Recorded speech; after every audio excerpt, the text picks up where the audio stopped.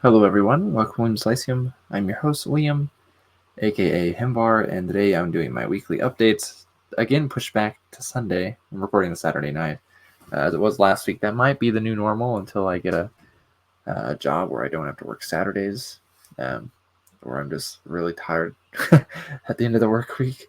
12-hour shift. Um, I pray that is sooner rather than later, but I'm going at this one for about 9 months. So, who knows? May never happen. Anyways, this is just where I talk about the stuff I did this week. I am doing some slush reading still for a magazine. Let's see. I did actually write some this week. Not feeling very motivated to write this second. That's because I'm tired. But I did write some. And then very little, I guess, but still something. And I don't know. I did other things, I'm sure. I don't remember. But anyways, let's just talk about the reading I did. So I finished 4 books. I finished 5. So let's talk the other one. Actually, the other one's not really a book so much. It's like a novelette, maybe. I'm not really sure. So it's Never a Woman Born by Seal Moore, which is one of her more famous works. Maybe up there with like Black God's Kiss and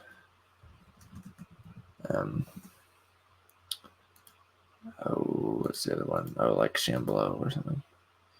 I enjoyed it. It was interesting. Like I didn't know. She definitely kept me guessing. I didn't know where it was going to go throughout. It is like an early story about a cyborg. Um,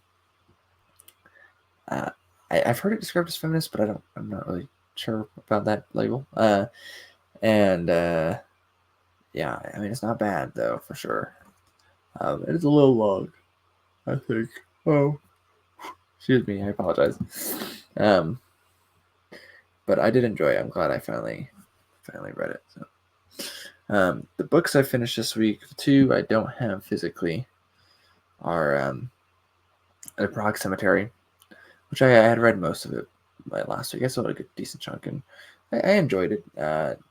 Again, I didn't enjoy as much as Name of the Rose, and I think I'll enjoy Battlino more, but definitely enjoyable. It's pretty much exactly what I thought it would be going in, so not much for surprises, I guess. It is interesting though because like the fictional character is the main character, and he is kind of a real character. He's not literally, but most of the other characters are pretty absurd, and they are real characters for the most part.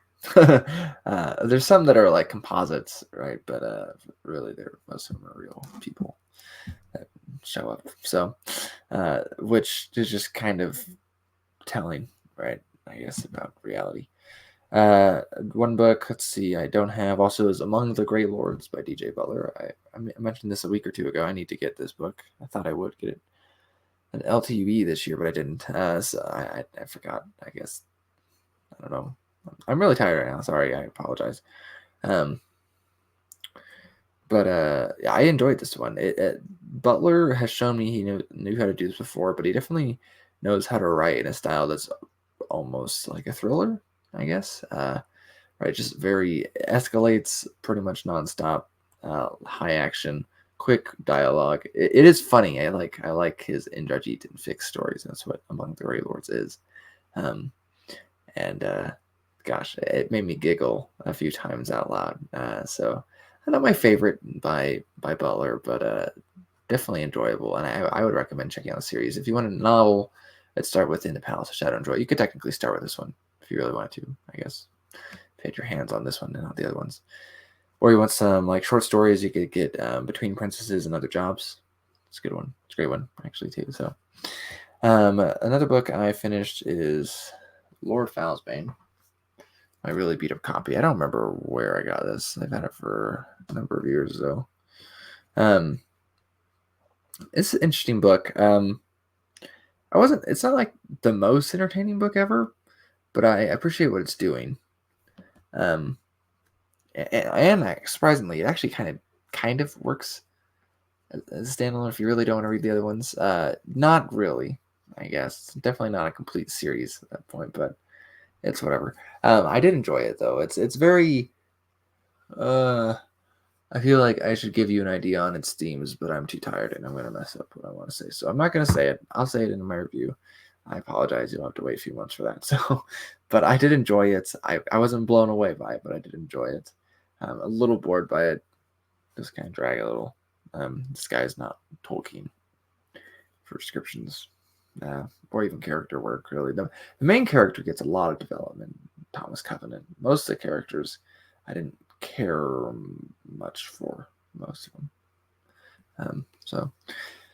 The fourth book I finished is The Moon is a Harsh Mistress by Robert A. Heinlein. This book is also very beat up. This is like a 68 copy or something like that, though, so it's quite old. I think I got this at Writer's Cantina. Pretty sure. There's like a book that you could put like old paperbacks on. You didn't want to pick up any that were on there, and I picked this one up because my brother wanted me to read it. I've never read any Heinlein. I had another Heinlein book, and that one's about just beat up, except for it doesn't have a back cover. And I haven't read that one yet. It's considerably shorter than this one. It's like The Door into Summer or something. But it's one of his more famous works, I think. Not his most famous, I guess, because that'd be there are a couple that are definitely more famous. But enjoyable. It was enjoyable. I wasn't blown away by it. Again, it's kind of like Lord Valsbane. I kind of knew what to expect going into it, and so while I did enjoy it, I didn't really have problems like the libertarian themes. In fact, it's almost a pastiche of like the American Revolution once you hit like the halfway point. So, and that's funny, I guess, like done in space at least. So, and I think it's fun if nothing else. So, I don't really know what else to read by Heinlein. So, well, I mean, I have some ideas. I'm sure I'll read something. Wow, I'm butchering this, guys. I apologize. And I read some of three other books. Hopefully, I'll finish them this week.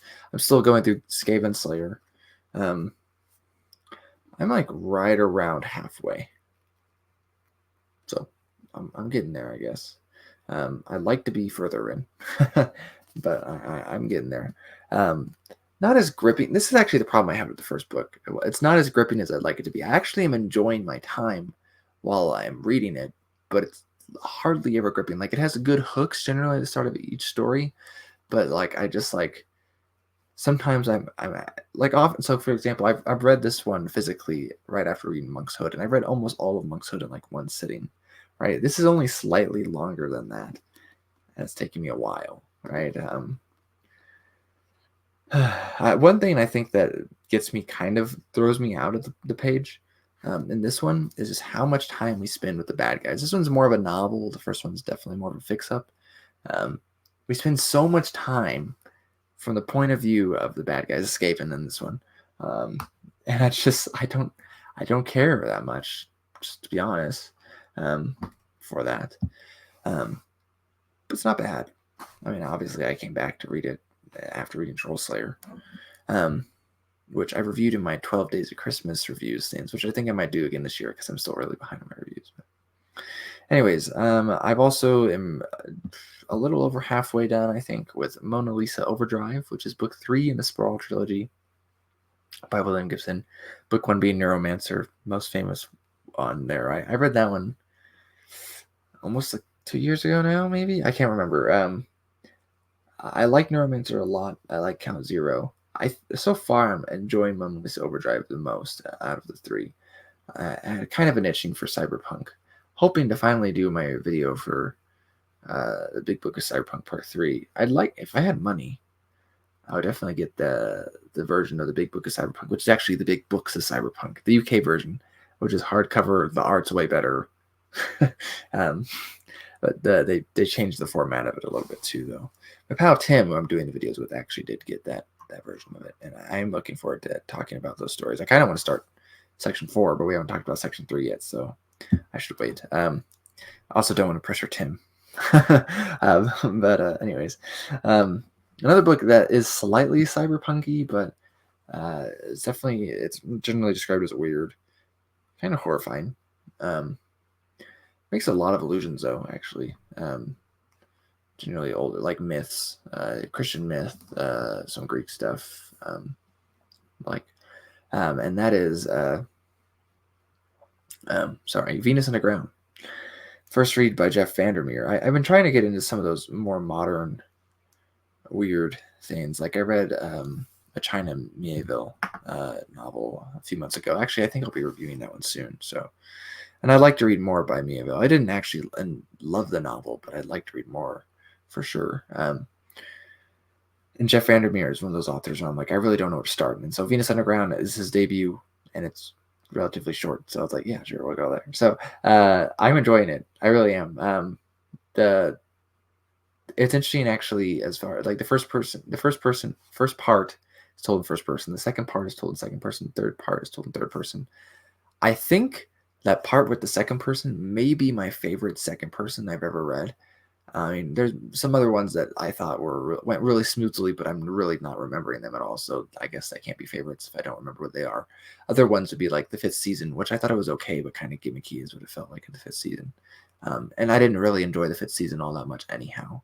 Um, and then it worked better, I think, in The Spirit Cuts Through Water. But I didn't love that book either. It was a good book. I enjoyed it. I didn't love it. But I'm very much enjoying Venus Underground more than those books. And I think the second person worked really well for it. So also the way it fits, I think, with the narrative as the first and second parts connect to part three. I'm very impressed. Yeah. Anyways, I'm really tired. I think I read like the first paragraph of Red Magic by Gene Robb, and I would like to read more. I have it right here, so I'll show it to you. But hopefully this will be one I'm studying this week too, because I didn't really start it, to be honest. So anyways, I'm really tired. I'm going to go to bed. Leave from Moon Bless you. Let me know what you've read this week. I apologize.